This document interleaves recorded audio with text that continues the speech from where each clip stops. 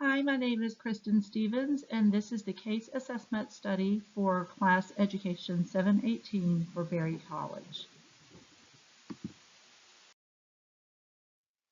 Here's the agenda for the 6 sections that we'll be studying for the case assessment.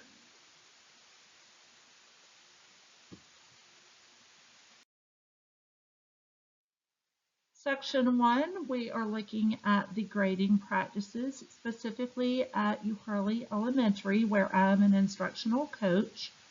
Some of the things that we've discussed at our school's cohort is the progress we've made in aligning our grades to reflect a student's true ability, and we have eliminated taking daily grades and such to kind of inflate student grades just for participation.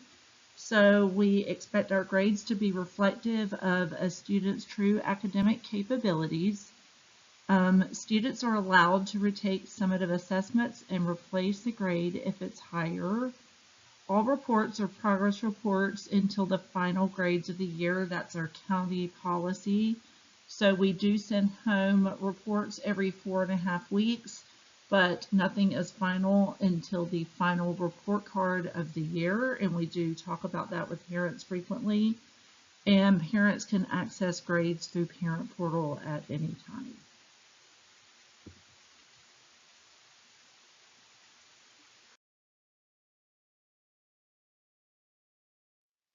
We do abide by the PLC process in Bartow County. So when I look at our collaborative teams at Hurley Elementary, we meet twice a week in grade level cohorts.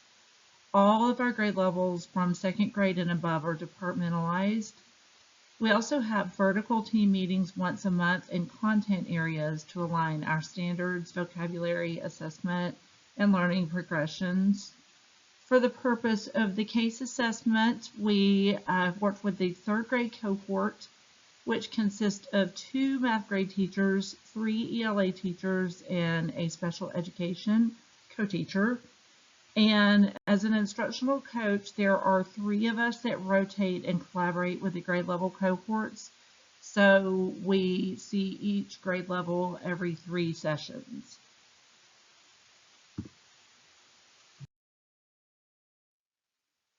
So here is formative assessment number 1. The standard that I worked within is standard 3 PAR3, and the standard states to use part-whole strategies to solve real-life mathematical problems involving multiplication and division with whole numbers within 100.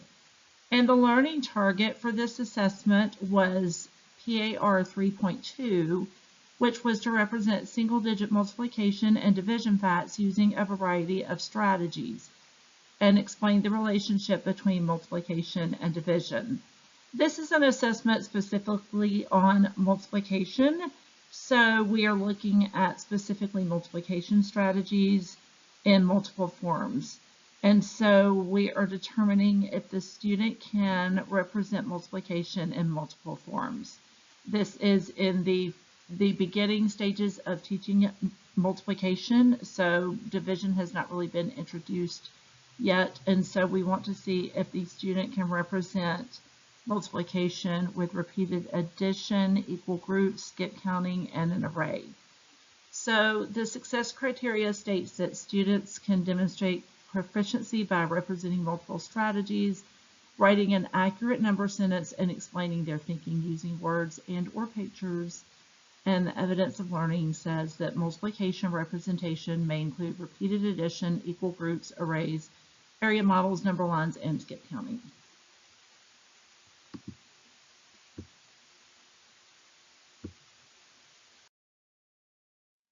This is formative assessment number 2, which is still on the standard 3 PAR3, but the learning target is 3.3, which states to apply the property of operations for commutative, associative, and distributive property to multiply and divide within 100.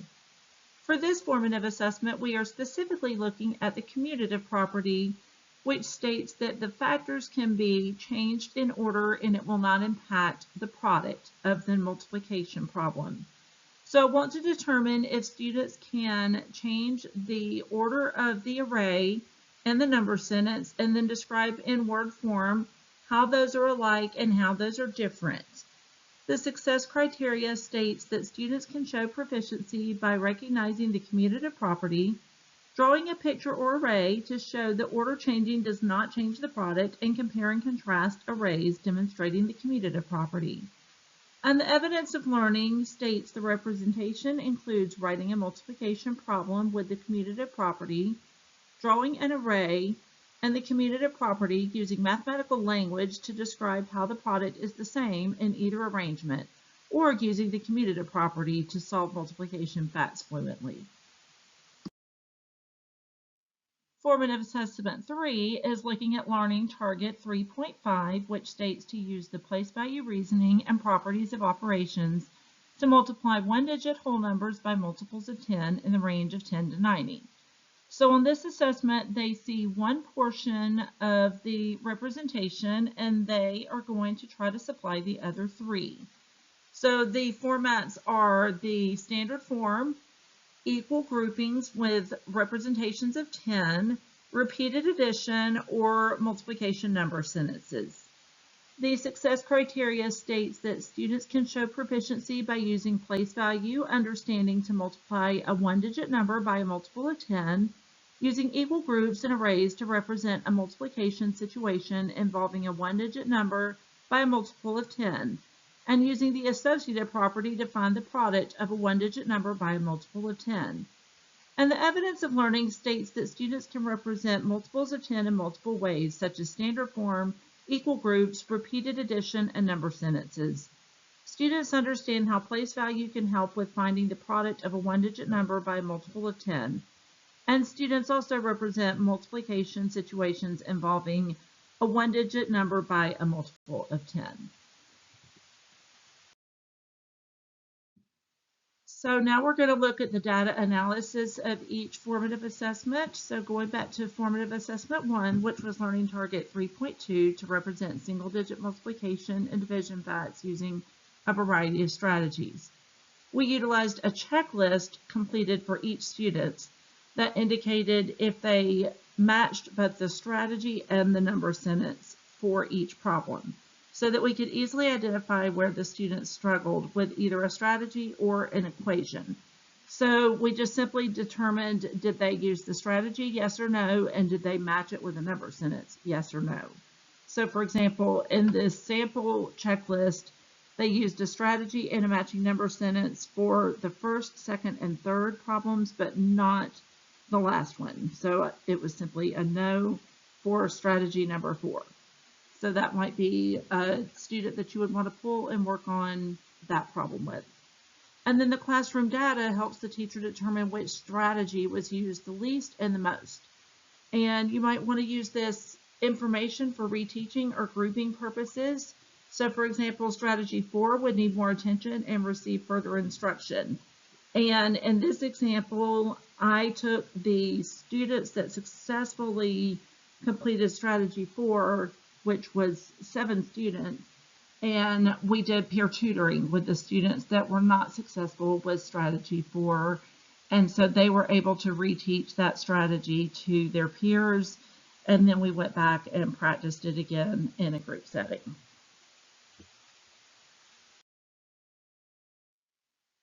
For formative assessment 2, which was learning target 3.3, to apply the property of operations, and we were looking at the commutative property.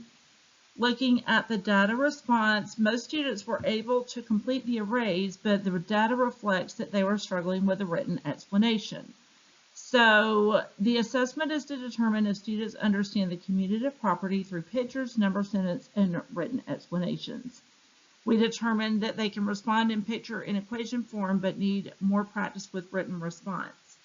They will use a graphic organizer during reteaching to structure their thoughts, and 20 days of journal prompts to enhance their mathematical written answers.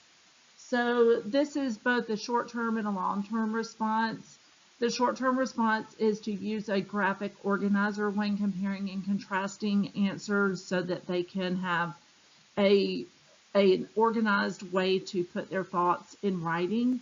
And then overall, just using prompts to put more mathematical thought in written form so that they're practicing that over time.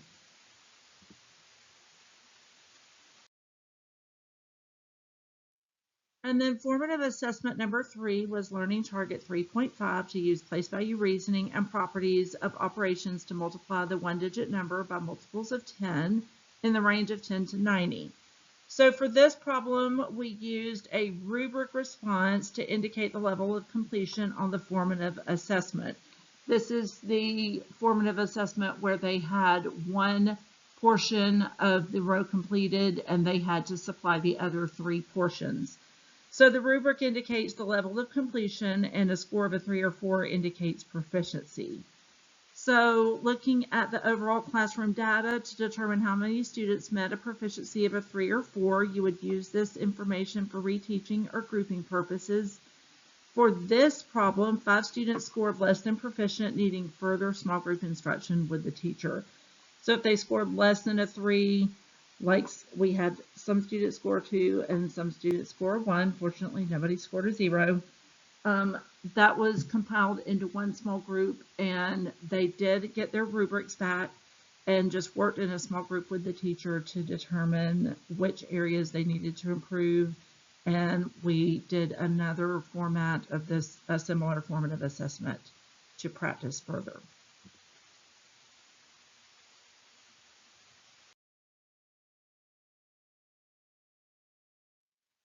So an intervention plan in response to this standard had 3 SMART goals. SMART goal number 1, after 1 week of peer tutoring, students will accurately represent arrays by drawing clear pictures with rows and columns that match equations with 80% accuracy. So that was to work with their peers to be able to draw arrays accurately. That was the strategy that was least used. And so that was the target. SMART goal number 2, after 1 week, students can complete a comparison graphic organizer listing the similarities and differences between 2 number sentences using the commutative property with 80% accuracy. That was the short-term goal. And the long-term goal was after 1 month, students will complete and peer share 20 journal prompts to improve math writing by stating how they solve problems, why they use certain strategies, and what they learned from the process with 80% accuracy. And then SMART goal number 3 stated after 2 weeks of small group instruction, students will clearly represent multiplication in a single digit number and a multiple of 10 and different representations with 80% accuracy.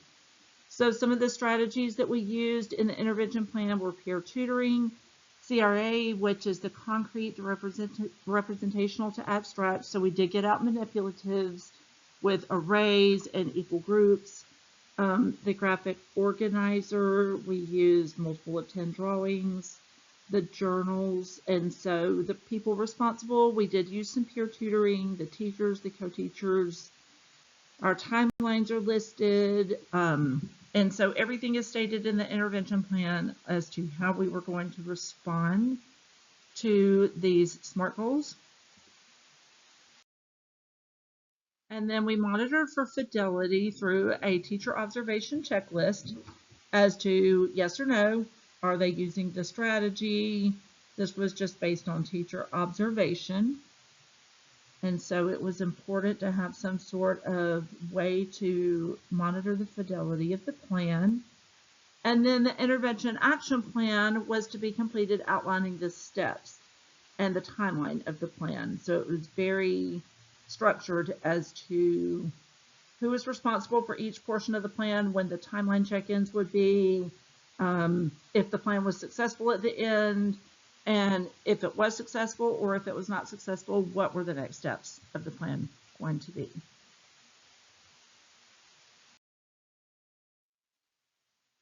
So reflecting upon what I've learned throughout the process of this case assessment, it really made me go back and look at my grading practices and collaborative practices with my team. So I thought about how far we've come with our grading practices at U Hurley, as far as we really have structured it so that we report what reflects student ability and their content standards. Our PLC process has created continuity and consistency in the grading practices. and that our grades are not final until the end of the year, which allows us to retake standards and summatives throughout that process. For the formative assessments, I've really thought about how they can take many formats from observational to written form. So all of the informal ways that teachers do formative assessments throughout their day that are observational, that maybe need to be recorded on a checklist just so that we can go back and verify what we know about students. Formative assessments should inform and impact teacher instruction, so that should definitely have an impact on our next steps. And formative assessment should improve student learning, so it should definitely be a tool to improve the way that students learn.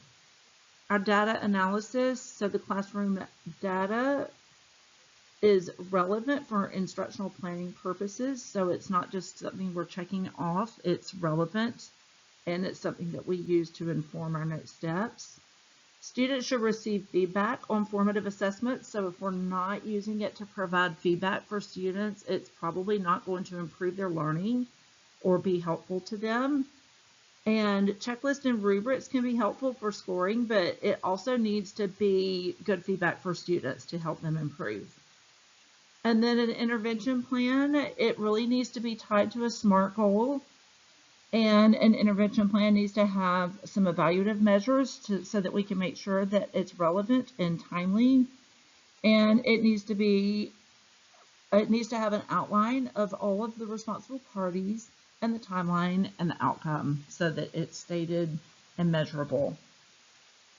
So those are all of the things that I've kind of thought about when completing this case assessment study, and it's really been helpful in determining how we use formative assessments, but then every day to impact learning and to impact instruction.